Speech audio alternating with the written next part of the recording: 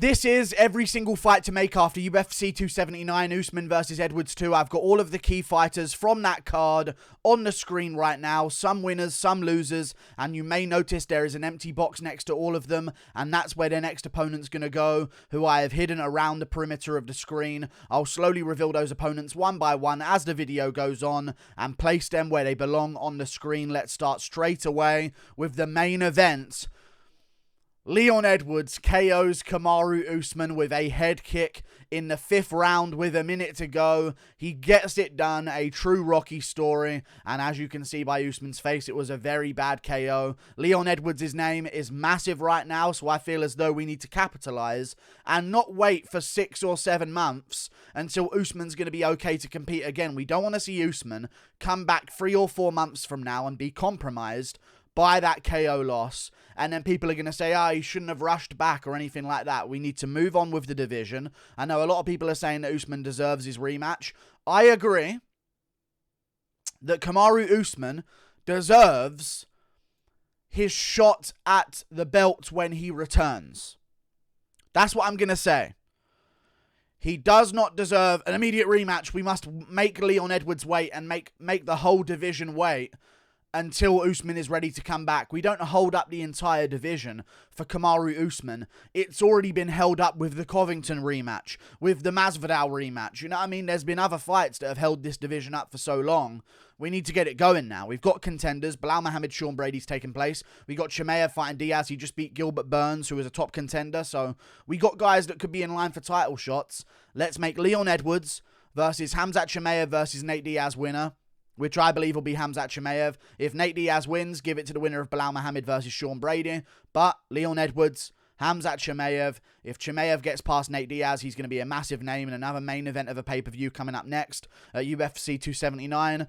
If he doesn't take any damage, which I believe if Hamza Chameleo wins will be the way that he wins. I don't see him winning if it goes into the 4th and 5th round and starts getting scrappy and stuff like that. So if Hamza Chameleo goes in there, gets it done, no damage, I say turn him right back around and let's get these guys in there December. If Jones Miocic can't be the headliner, now we have a comeback for Edwards against Hamza Chameleo.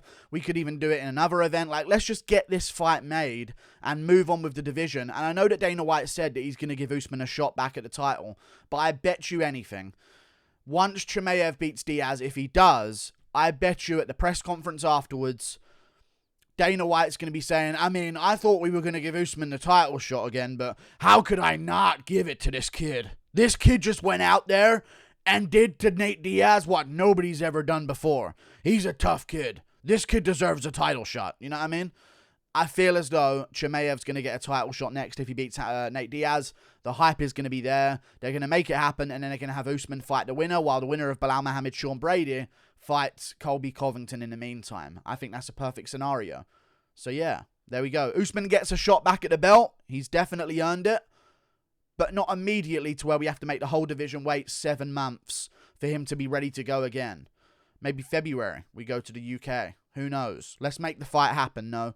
Chameleo Diaz winner if it's Chameleo against Leon Edwards. We move on to another fight that took place on the card. Paulo Costa defeated Luke Rockhold. I don't have Luke Rockhold on this video because, of course, he retired, so that's that. We're not going to be seeing much of Luke Rockhold anymore. However, we need to make a fight for Paulo Costa, and I think it's pretty self-explanatory because the fight was supposed to happen before, a couple of months ago, or like a year ago, sorry, and Kelvin Gastelum stepped in to save the day once Paulo Costa pulled out. So, it's a matchup that hasn't been made yet at middleweight.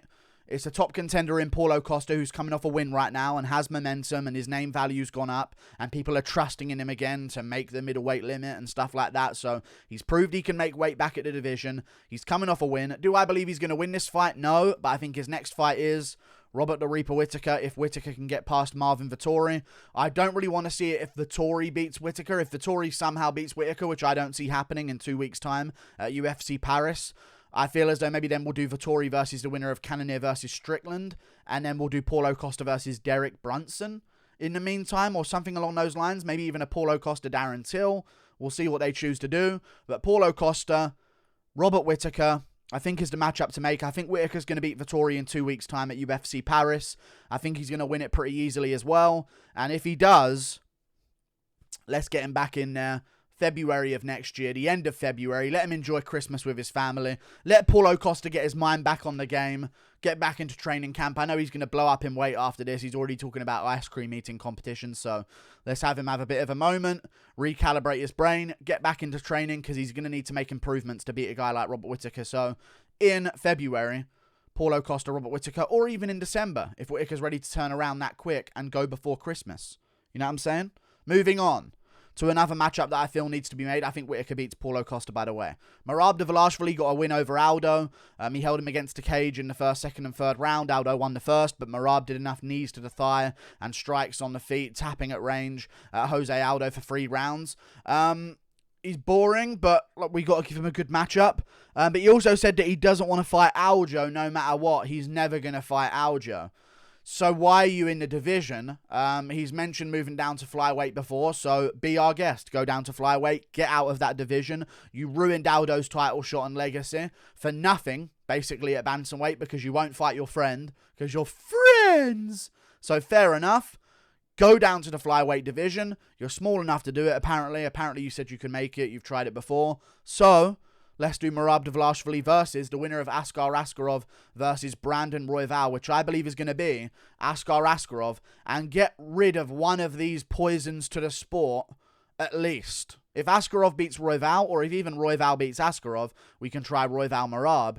But if Askarov beats Royval, he's again a poison to the sport. He'll ruin the sport if he gets anywhere near the title. Same with Merab Dvalishvili. So let's put them against each other. Guaranteed we lose one of them, and the winner can get a title shot at flyweight. Plus, we do need to give the winner of Askarov, Royval, another fight before they fight for the title. And I think Merab's earned a title elimination bout in one division. Cody Garbrandt got one. If he beat Cara France, he would have got a title shot. Cara France just lost. We got to do Figueiredo Moreno 4 in Brazil in January.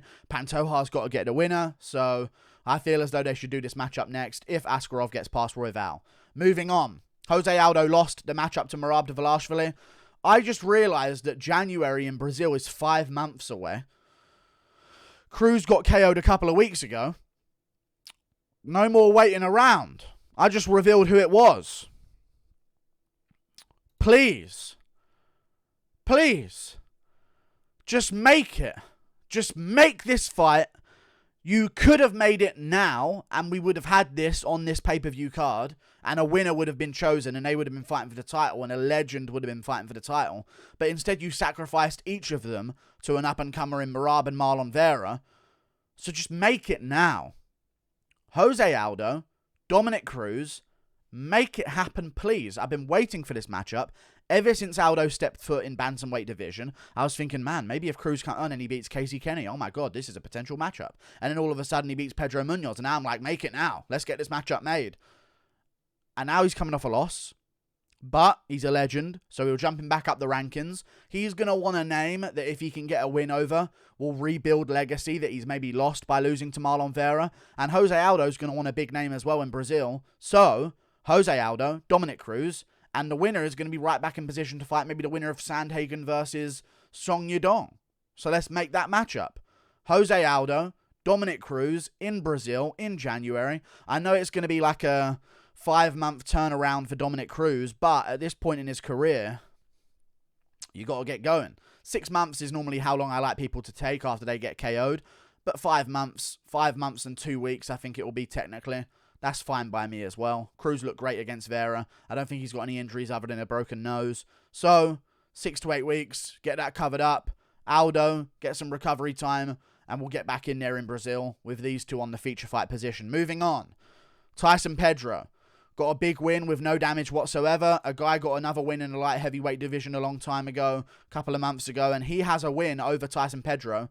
And I think it's a good test. It's a little bit of a step up in competition. I feel as though Tyson Pedro should turn right back around. He's been out of action for so long. Start being more active at this point. You're getting up there in age, so let's get active while you can, because who knows when you're going to be injured again. It could happen, and I know Tyson Pedro's thinking that as well. He takes no damage, so MSG, prelims, when Adesanya's fighting Pereira, CKB member on the card again in Tyson Pedro. He's not going to fight against Carlos Ulberg at light heavyweight. So, Tyson Pedro versus a man who beat him before, OSP.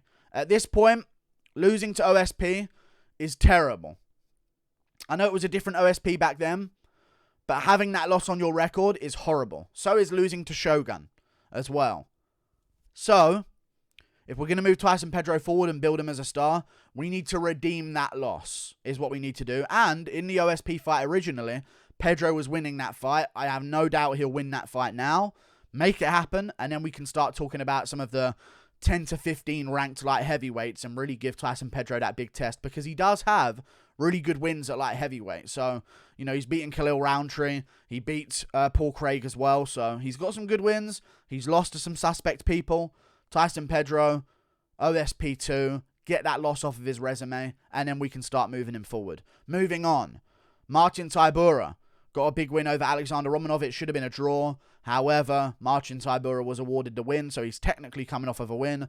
I was going to say match this other guy. I'm about to match up with Marcin Tybura against Tom Aspinall, but Aspinall's saying he's going to be out until like midway point of next year. So, Marcin Tybura versus Derrick Lewis 2.